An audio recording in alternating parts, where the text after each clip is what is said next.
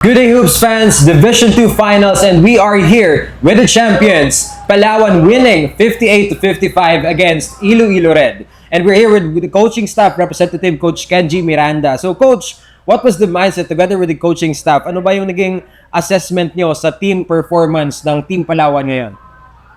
Actually, very, kumpiyansa kami sa mga players namin this year compared sa mga previous years kasi yung team namin last year is bata and most of them are eligible pa na nakapaglaro pa this year. So yun, mas na-solidify yung samahan ng bawat isa, na-solidify yung yung sistema namin. At the same time, medyo yung confidence din ng mga bata is talagang nailabas din nila ng maayos. And yun nga, medyo nag-adjust lang kami ng first game and may mga heartbreaking loss kami during that double headers against Negros and Cebu kasi we could have been in a Division 1 pero yun, naging mindset namin conditioning sa mga players na we should give it all na kung ano yung pwede namin makuha and yun nga yung championship dito sa Division 2. Now, talking about experience naman, Coach, kamusta yung experience dito sa Chairman's Cup Philippines 2026?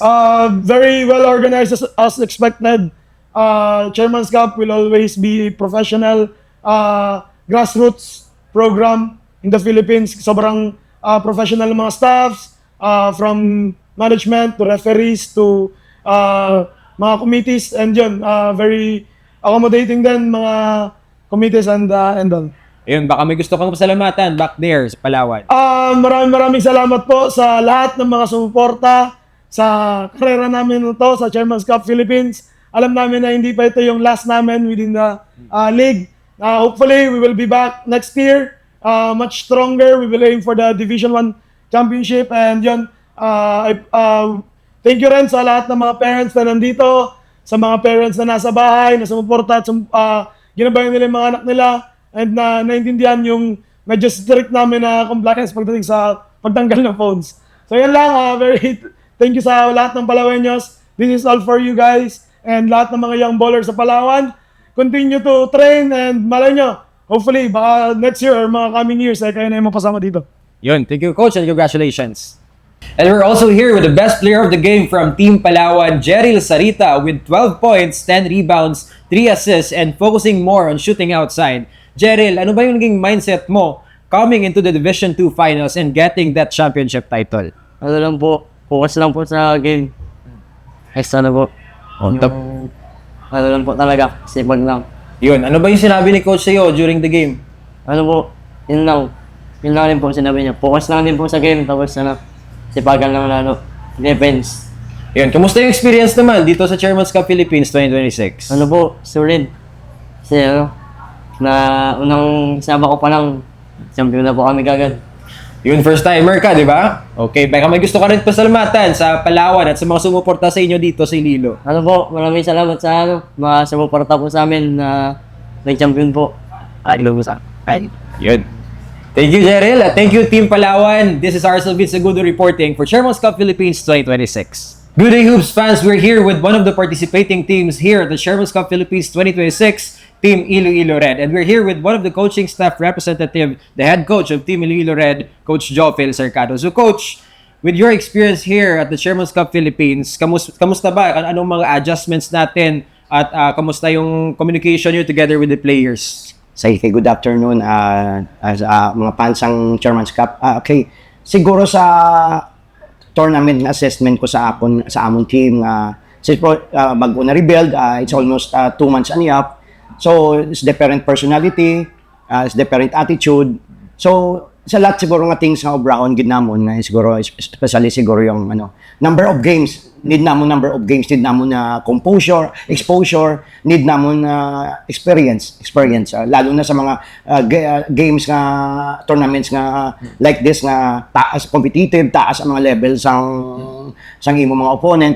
So, siguro overall assessment ko sa akong team, need gid namon siguro mag-mature sa game. Siguro amo nang pinaka-need namon ng maturity sa game kasi all the way lead na kami tag 8 points, 10 points,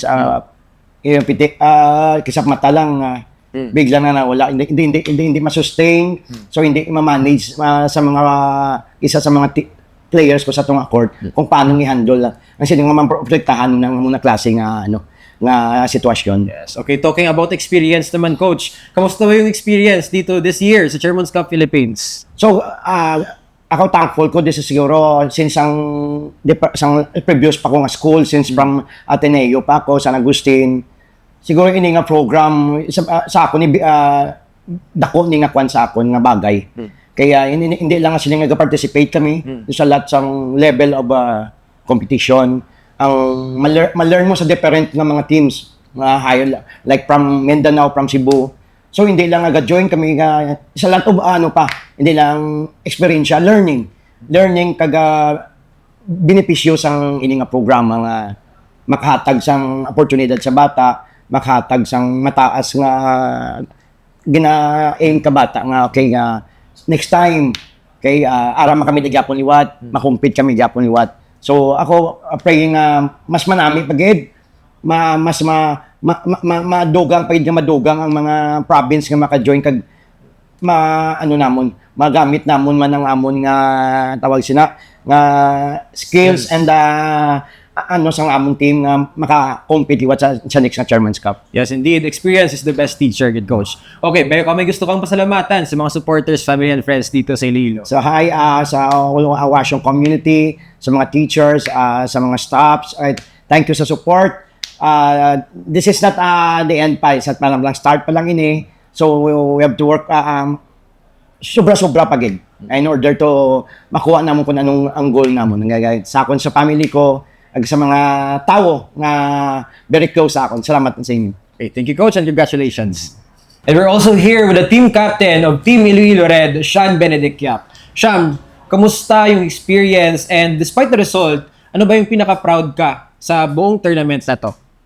Proud yun sa akong team nga nakaabot kami sa championship sa Division 2, maski na-perde kami. Kaya ma-look forward yung mga bawi next season, kaya gubraw din naman tanan para kabawi yung mga champion. Okay, talking about your experience here naman, kamusta ba yung experience this year sa Chairman's Cup Philippines? Okay man yung first time ng mga Chairman's Cup. Second time, pero bata ko daw. Okay man ang experience. Kaya ano ba yung nilook forward mo since it's your second time pa lang at may next year ka pa? Mabawi, next year ka gubraw naman tanan. Ayun, baka may gusto mo pasalamatan sa family, supporters mo dito sa Iloilo. Matan, good si Jesus, kaya akong parents, kag Wasyong community, kag the coach me. Ayun, thank you, Sean, and thank you, Team Iloilo Red. This is Arcel Vince Agudo reporting for Chairman's Cup Philippines 2026.